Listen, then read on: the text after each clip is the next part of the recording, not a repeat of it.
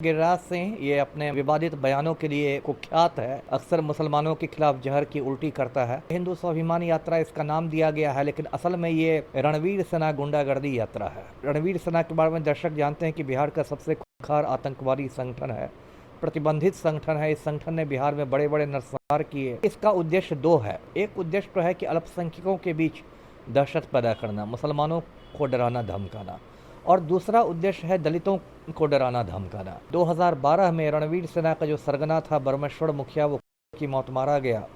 तब ये जो गिरिराज सिंह है ये छाती पीटते नजर आए थे, है ना। ऐसा लग रहा था कि राष्ट्रपिता महात्मा गांधी शहीद हुए हों। गिरिराज सिंह छाती पीट रहा था और बोल रहा था कि बरमेश्वर मुखिया तो गांधीवादी थे, बरमेश्वर मुखिया तो गांधीवादी थे। बताइए सर, वो मतलब हिंदुओं को जगाने के लिए निकल रहे हैं क्या? देखिए, ये तो कहते हैं ना कि हाथी के दांत खाने के और होते हैं दिखाने के और। अब ये थोड़े वो कहेंगे कि ये रणवीर सेना गुंडागर्दी यात्रा है। रणवीर सेना जिन दलितों का करता था वो दलित क्या हिंदू नहीं थे। तो उस समय तो ये हिंदू धर्म भूल जाते थे। उस समय तो इनको बस अपनी जाति की याद आ जाती थी। मुख्यतः ये सीमांचल के 4 जिलों में घूमेंगी। बिहार का जो सीमांचल क्षेत्र है उसमें 4 जिले आते हैं: पूर्णिया, कटिहार, किशनगंज और अररिया। काफ़ी ज़्यादा यहाँ मुसलमानों की आबादी है। किशनगंज में तो 70% मुसलमान हैं, और शायद इसलिए गिरिराज सिंह ने उस इलाके को चुना है जिससे कि वो वहाँ भड़काऊ भाषण दें और कुछ दंगे फसाद करवा दें। केंद्रीय मंत्री गिरिराज सिंह 18 अक्टूबर से हिंदू स्वाभिमान यात्रा निकालने वाले हैं। इन्हीं सब मुद्दों पे बातचीत करने के लिए हमारे साथ पूर्व आईपीएस अमिताभ दास जी हैं। इनसे जानेंगे इस मुद्दे के बारे में। सर, बहुत बहुत स्वागत है आपका। धन्यवाद आपका। गिरिराज सिंह हिंदू स्वाभिमान यात्रा निकाल रहे हैं सर। ये सही कहा आपने। मैं दर्शकों को पूरा ये मुद्दा बताता हूँ। ये केंद्रीय मंत्री है गिरिराज सिंह। ये अपने मतलब विवादित बयानों के लिए कह सकते हैं आपकी कुख्यात है। अक्सर मुसलमानों के खिलाफ जहर की उल्टी करता है। और ये 18 अक्टूबर से मतलब आज से 5 रोज़ बाद से हिंदू स्वाभिमान यात्रा निकालने जा रहा है। ये यात्रा शुरू होगी भागलपुर में। एक बूढ़ानाथ मंदिर है, उसी मंदिर में गिरिराज सिंह मतलब शंख बजाएगा, हवन पूजन करेगा और तमाम आडंबर करेगा। और उसके बाद से ये यात्रा निकलेगी और मुख्यतः ये सीमांचल के 4 जिलों में घूमेंगी। दर्शक जानते हैं कि बिहार का जो सीमांचल क्षेत्र है उसमें 4 जिले आते हैं: पूर्णिया, कटिहार, किशनगंज और अररिया। और मैं खुद किशनगंज का एसपी रह चुका हूं, और ये ज़िले संवेदनशील भी हैं।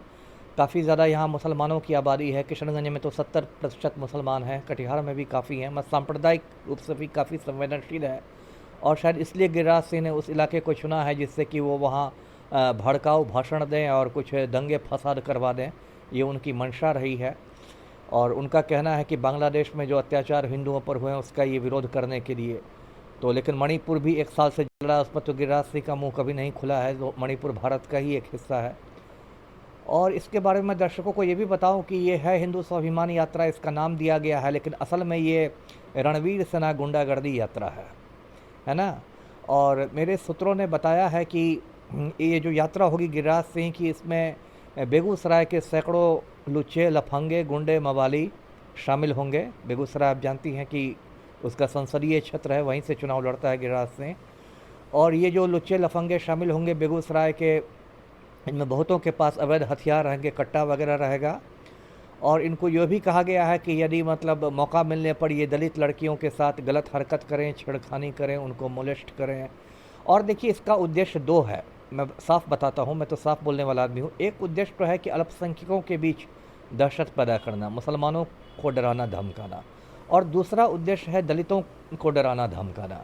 और गिरिराज सिंह की मंशा ये है कि जो 2025 में बिहार विधानसभा चुनाव होंगे उसमें दलितों और अल्पसंख्यकों को इतना डरा दिया जाए कि वो लोग मतदान केंद्र पर पहुँचे ही नहीं, है ना। मतदान केंद्र पहुँचने ही नहीं दिया जाए, ऐसा उनमें खौफ का माहौल पैदा कर दिया जाए।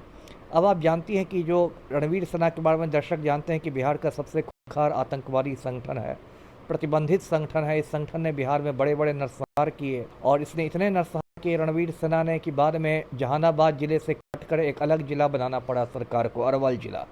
मैं खुद अरवल जिले का एसपी रह चुका हूँ 2003 में, और उस समय मैंने रणवीर सेना को पोटा के तहत आतंकवादी संगठन घोषित करने का प्रस्ताव भी भेजा था। उसके बाद देखिए 2012 में रणवीर सेना का जो सरगना था बरमेश्वर मुखिया, वो की मौत मारा गया।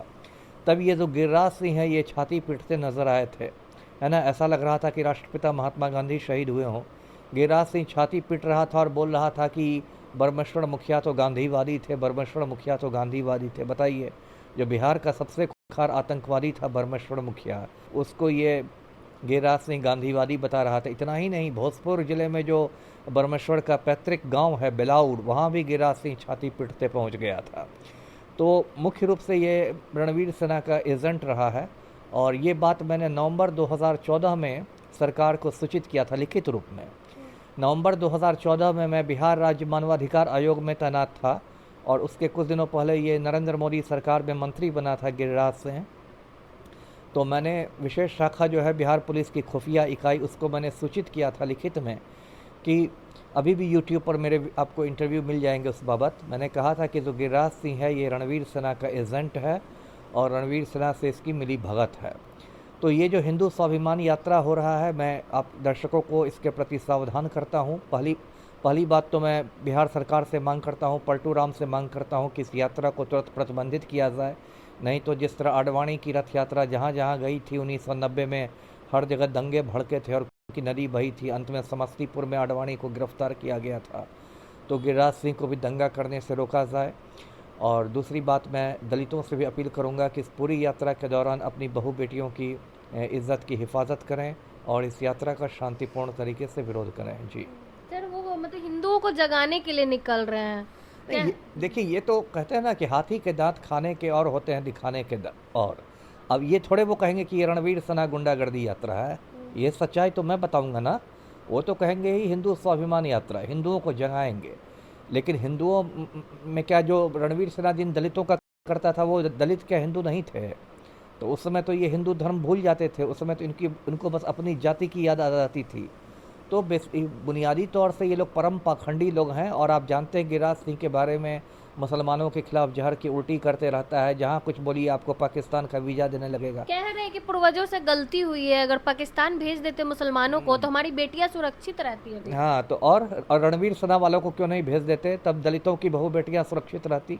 वो भी तो गलती ही ना हुई कि रणवीर सिन्हा के लोगों को यदि बंगाल की खाड़ी में भेज दिया आतंकवादियों को, तो दलितों की बहू बेटियां सुरक्षित रहती। ये सब बिल्कुल गुंडागर्दी वाला बयान है गिरिराज सिंह का। इसकी मैं कड़ी निंदा करता हूँ और लोगों को आगाह करता हूँ कि रणवीर सिन्हा गुंडागर्दी यात्रा से वो दूर रहें। जी, लोगों मतलब ये दंगा भी हो सकता है सर? दंगे हो सकते हैं और दलित महिलाओं की इज्जत लूटी जा सकती है। जी, चलिए, बहुत बहुत धन्यवाद सर। हमारे साथ पूर्व आईपीएस अमिताभ दास जी थे।